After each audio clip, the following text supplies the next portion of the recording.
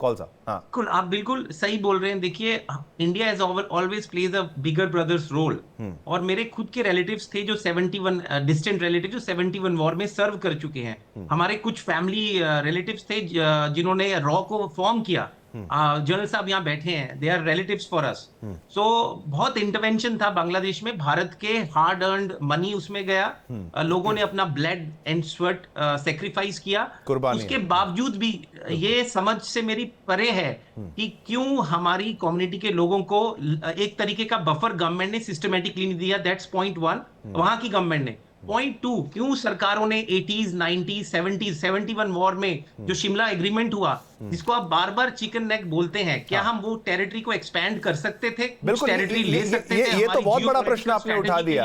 लिए? ये तो बहुत बड़ा प्रश्न ये है। एक हाँ सवाल है। हाँ हाँ और दूसरा, आप कभी मत भूलिए, हाँ। हम लोग कश्मीरी हिंदू जो आते हैं, हमारी मातृभूमि के अंदर शारदा पीठ है जो पीओके के अंदर है। बिल्कुल। It's a insult. जैसे कि तक्षशिला उधर है, उसके अकॉर्डिंगली वर्ल्ड का हाईएस्ट ऑर्डर ऑफ लर्निंग, आप हिस्ट्री पढ़िए, एक बिल्कुल था शारदा नालंदा पीठ। का और एक था शारदा पीठ। वो भी हमने निगोशिएट नहीं किया। तो कांग्रेस, मैं बोलना, I am not a political person, लेकिन इट हर्ट्स अस।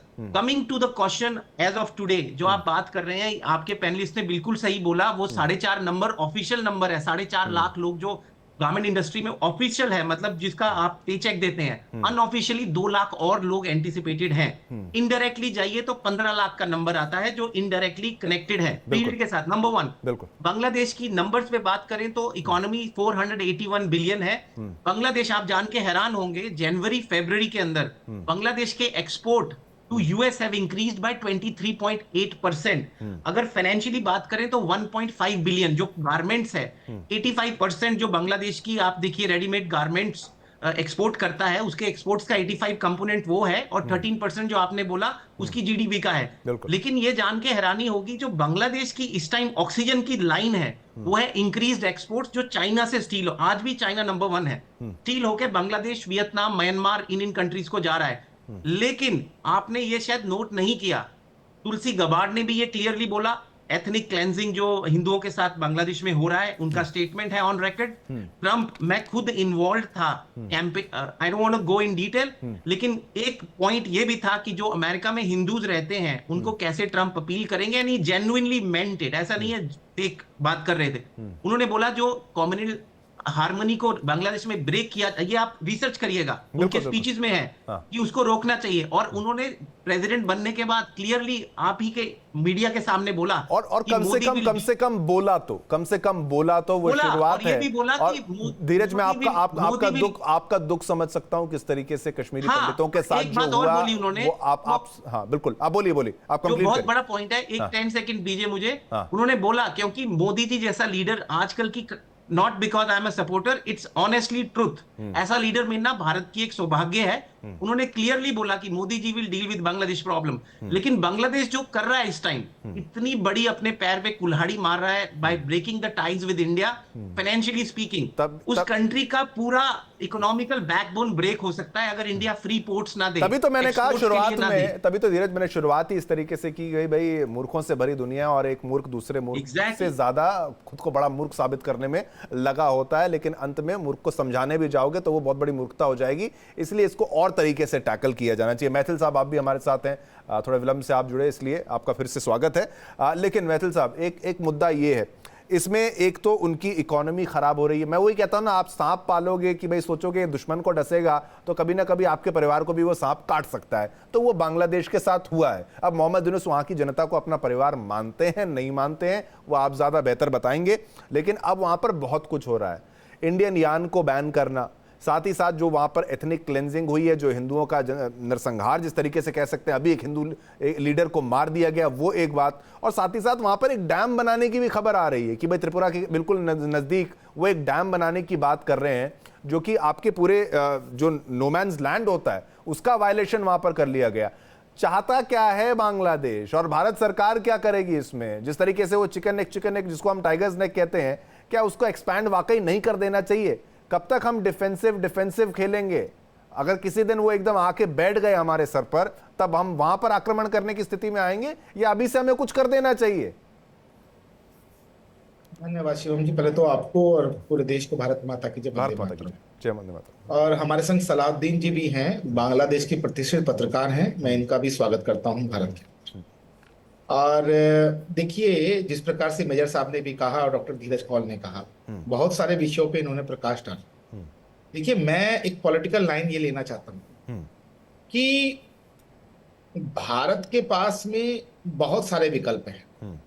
और जैसा कि अभी डॉक्टर धीरज कौल ने भी कहा और आपने भी कहा कि यदि भारत जो है फ्री शिपिंग शुरू बंद कर देगा तो बांग्लादेश की अर्थव्यवस्था घुटनों पे आ जाएगी। ये सच बात है, लेकिन ये भी सच बात है कि हम जो है वसुधैव कुटुंबकम की बात करते हैं।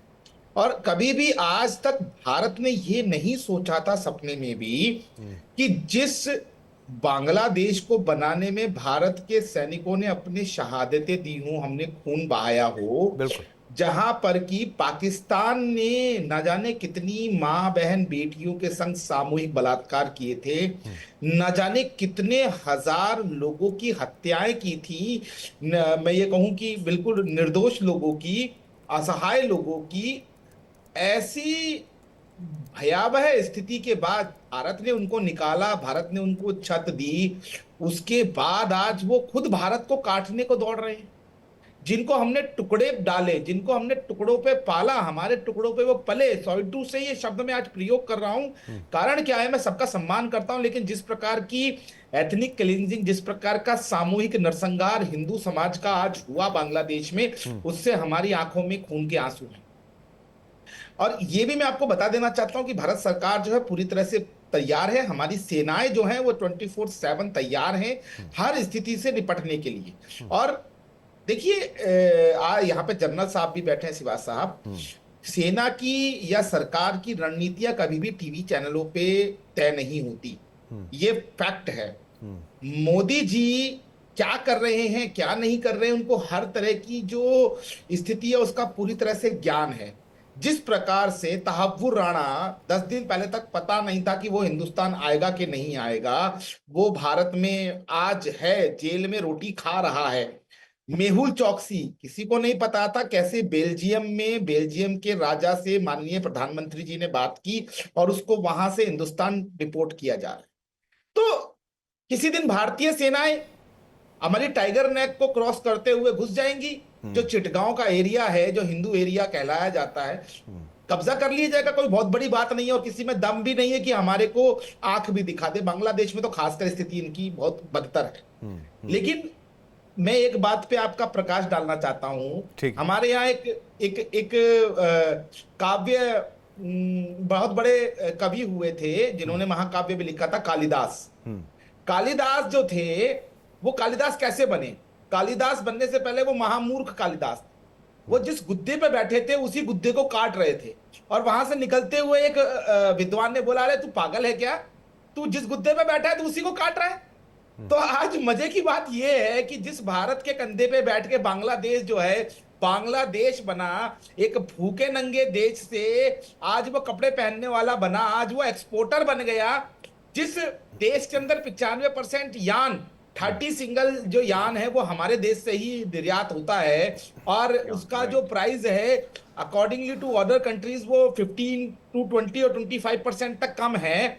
उस यान पे बैन लगा रहे हैं। मतलब जो उनका कच्चा माल है वो उस पे बैन लगा रही है। इसे कहते हैं पॉलिटिकल मंदबुद्धि। बिल्कुल बिल्कुल। लाख लाख लाख झगड़ा रहा रूस में और यूरोपियन कंट्रीज में, लेकिन रूस से यूरोपियन कंट्रीज ने मजबूरी में गैस खरीदी, ऑयल खरीदा, युद्ध के टाइम में भी खरीदा। आज बांग्लादेश तो भारत के संग, उनको ऐसा लग रहा है कि वो भारत से नहीं खरीदेंगे। ये मैथिल जी, आपने वो दौर याद दिला दिया, वो दौर रूस यूक्रेन युद्ध का आपने वो याद दिला दिया, जिस दौर में जब हर कोई भारत पर ब्लेम लगा रहा था। वो दौर मैथिल साहब ने याद दिलाया जब हर कोई कह रहा था, अरे आप रशिया से तेल खरीद रहे हैं, आपको शर्म आनी चाहिए, फला इस तरीके से हर कोई अपनी अपनी बात कह रहा था। तो भाई एक बात ये भी कह दी गई थी कि भाई जो आप इतना विरोध कर रहे हैं तो फिर क्यों लेते हैं वहां से गैस। और हमारी गवर्नमेंट की तरफ से, और बिल्कुल बिल्कुल, और जो हमारे एक्सटर्नल अफेयर्स मिनिस्टर की तरफ से ये कहा गया था, मैंने ये नहीं कहा कि भाई रशिया से तेल खरीदो, मैंने कहा था जहां से बेस्ट डील मिलती है वहां से लो। अब रशिया से बेस्ट डील मिल रही थी तो मैंने रशिया से वहां पर ले लिया। हाँ, आप आपका कमेंट कंप्लीट कर लीजिए मैथिल साहब। जी, तो मैं ये कहना चाहता हूं कि बांग्लादेश जो है वो अपने एक बार फिर से अंत की तरफ बढ़ रहा है। एक उभरती हुई देश की अर्थव्यवस्था थी बांग्लादेश, लेकिन वहां पर जिस प्रकार से रेडिकलाइजेशन हो गया, जिस प्रकार से अफरा तफरी अव्यवस्था फैल गई, और मैं बताऊं 10% जो हिंदू समाज, अल्पसंख्यक समाज वहां था, वो मुख्य रूप से वहां पर बिजनेसेस को होल्ड करता है। वो वहां पर उनकी इकोनॉमी में एक बहुत बड़ा योगदान करता था। और ये तो वही वाला काम हो गया कि पागल कुत्तों ने अपने मालिक को काट लिया। जो हिंदू उनको वहां पर रोजगार दे रहे थे, जो इनको रोटी दे रहे थे, जाहिलपना करके उन्होंने उनकी दुकानें लूट ली, उनकी हत्याएं कर दी। मैं तो एक आर्टिकल पढ़ रहा था कि बहुत बड़े, नाम भूल रहा हूं मैं कौन से उद्योगपति थे, जिनकी हत्या जो है बांग्लादेशी रेडिकलिस्टों ने की। उनके अंग काट दिए, उनके गुप्तांग काटे, उनकी गर्दन काटी, उनको चार जो है मतलब उनको चार तरीके से उनको काट दिया। तो ये सब चीजें बताती हैं कि स्थिति क्या है। अब मेरा ऐसा मानना है कि बांग्लादेश अपने अंत की तरफ बढ़ रहा है। बिल्कुल, जो साफ तौर पर आपने बात कही मैथिल साहब, उसमें मैं भी ये ऐड कर दूं कि केवल बांग्लादेश के परिप्रेक्ष्य में अगर हम ये बात करते हैं, जो आप कहते हैं कि भाई वहां पर हिंदू जो बिजनेसमैन है वो लीड कर रहे थे, ये केवल मैथिल साहब और सभी पैनलिस्ट जो हैं वो ये मेरी बात से सहमत होंगे, केवल बांग्लादेश में ही नहीं, बिफोर पार्टीशन पाकिस्तान में भी जो हिंदूज थे वो लीड कर रहे थे और उनको वहां से भगाया गया, किस तरीके से नरसंहार किया गया, वो भी एक होलोकॉस्ट की श्रेणी में बिल्कुल मैं उसको डालूंगा। और ये मूर्खता की सारी हदें, और आज पाकिस्तान की स्थिति में है, चल रहा है बस आईसीयू पर, वेंटिलेटर पर उसकी इकोनॉमी है। बांग्लादेश भी धीरे धीरे उस ओर जा रहा था, उसने थोड़ी समझदारी दिखाई थी शेख हसीना के रजीम ने, भारत का सपोर्ट उसको था, लेकिन अब भारत कब तक सपोर्ट करेगा, और ये चीजें मैं नहीं समझता कि आने वाले दौर पर कहां तक जा सकती है।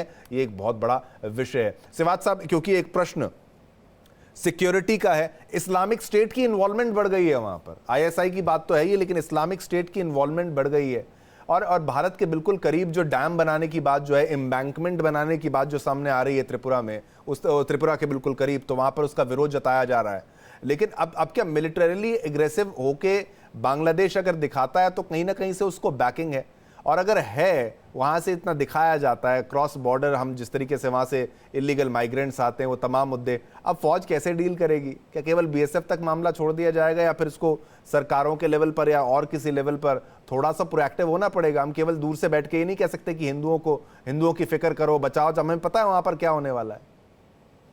अब देखो शिव, 2-3 बातें आपने ठीक बोला। क्या एक ऐसा समय था कि जो बांग्लादेश से इन्फ्लक्स बांग्लादेशी का बहुत ज्यादा था, ये बात थी करीब करीब आपके 2005 से पहले, क्योंकि भारत के अंदर बहुत ज्यादा अपॉर्चुनिटी थी, बांग्लादेश के अंदर हालात खराब थे, तो वो पोरस बॉर्डर था, भारत की तरफ आए हैं। जितने भी बंगाल के अंदर और आपके असम के अंदर डेमोग्राफी चेंज कर दी, डेमोग्राफी चेंज कर दी सिवात साहब, असम की तो जो पॉपुलेशन डेमोग्राफी है बर्बाद।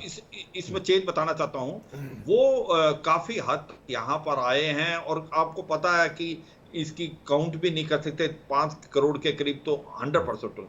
मगर वो 2005 के बाद जब सिचुएशन इंप्रूव हुई बांग्लादेश के अंदर, तो वो आना बंद हो गया था, क्योंकि इकोनॉमी का खेल है। क्योंकि शेख हसीना के ने इकोनॉमी अच्छी की तो रिवर्स की भी बात करने लगे, रिवर्स माइग्रेशन होगा, मगर रिवर्स माइग्रेशन तो नहीं हुआ, मगर माइग्रेशन में बहुत कमी आई थी। मगर अब जैसे ही मोहम्मद यूनुस आए हैं और वहां लोगों को लगता है कि सिचुएशन ठीक नहीं है, तो वहां से फिर आप देखें इलीगल माइग्रेंट्स बढ़ गए और बहुत ज्यादा कोशिश कर रहे हैं वो बॉर्डर से आने, और कुछ एक इलाकों में फेंस नहीं है, और जहां पर ये फेंस नहीं है, आपको पता है उस इलाकों में जानबूझ के कहीं ना कहीं स्टेट गवर्नमेंट ने जमीन नहीं दी या क्या है, मगर सच्चाई यह है कि ये प्रॉब्लम दोबारा स्टार्ट हो जाएगी। आपको रेडिकल एलिमेंट्स आएंगे, आईएसआई रोहिंग्यास को रेडिकल करके भारत की तरफ भेजेगी, तो ये सबसे बड़ा कॉज ऑफ कंसर्न है। आईएसएस की जो बात करें, इस्लामिक स्टेट खोरासान, वो तो पैर जमा ही रहा है। उसने क्या किया है कि अपने पैरों को इसलिए किया कि उसको लगा कि अब वहां पर सिचुएशन काफी फ्लूइड है, ये मौका है, इसका इस्तेमाल करो। आईएसएस पहले भी वहां पर पैर जमा रखे थे, मगर इतना बड़ा नहीं था, अब होगा। अभी भी हम मीडिया भी इस चीज को नहीं बता पा रहा, और हम भी नहीं डिस्कस कर रहे थे कि एक कुछ सिचुएशन बदली है, और उस सिचुएशन का बांग्लादेश ने फायदा उठाया, स्पेशली मोहम्मद यूनुस ने। हुआ क्या है कि म्यांमार की जो सिचुएशन है उसके अंदर दो प्लेयर हैं, एक तो है मिलिट्री जनता, एक है जो अराकान आर्मी जिसके साथ इनकी लड़ाई हो रही है। अब जो मिलिट्री जनता, इसको चीन हेल्प कर रहा है, अब अमेरिका जो है वो अराकान आर्मी को हेल्प कर रहा है, और वो दे रहा है कि अभी जो अराकान जो स्पेशली अराकान आर्मी, अब रखाइन प्रोविंस में 3 जगह अभी भी मिलिट्री जनता का कब्जा है, सितवे है, कुआ कप्पू है, और एक है मानुपाओ। अब अमेरिका क्या कर रहा है, उसने बांग्लादेश की फौज का इस्तेमाल किया लॉजिस्टिक सपोर्ट करने के लिए अराकान आर्मी को। ठीक है। अराकान आर्मी के साथ, अराकान के साथ हो गए हैं आपके बेसिकली चीन नेशनल फ्रंट भी, और अराकान रोहिंग्या सैल्वेशन आर्मी जो पहले ऑपोजिट में थी, वो भी इनके आ गई। अब क्या हो रहा है कि 3 डिवीजन जो है बांग्लादेश की, उनको तैयार किया गया है जो कि अराकान बॉर्डर पे हैं, और वो लॉजिस्टिक सपोर्ट देंगे अराकान आर्मी को। ये जो 3 पोर्ट हैं, इनको जीतने की कोशिश करेंगे। तो मैं ये बताने की कोशिश कर रहा हूं, जब हम ये सोच रहे हैं कि शायद अमेरिका अब सपोर्ट नहीं करेगा मोहम्मद यूनुस की गवर्नमेंट को, अब जो बाइडेन चले गए हैं, अब डोनाल्ड ट्रंप शायद वो ना हो।